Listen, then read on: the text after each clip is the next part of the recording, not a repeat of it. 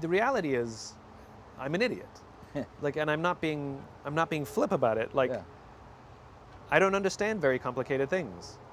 And so I ask a lot of questions so that the person who's telling me something complicated, who's talking in terms as if I understand them, finance or neuroscience, I don't know what you're talking about. Right. And I ask enough questions just so that I understand it.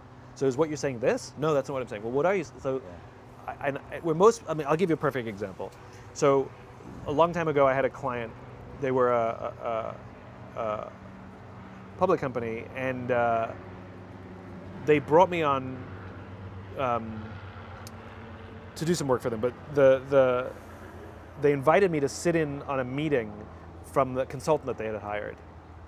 And so all the C-level executives and me, and this consultant was giving a presentation about something or other. This is your marketing. This is when I had my little marketing company, and all the C-level executives sitting there nodding and taking notes on the PowerPoint that they had printed up in front of them, and I had it as well, and I didn't understand a frickin' word of it. Yeah. Right. I was like looking around, like, and so I'd raise my hand and say, I'm really, really sorry.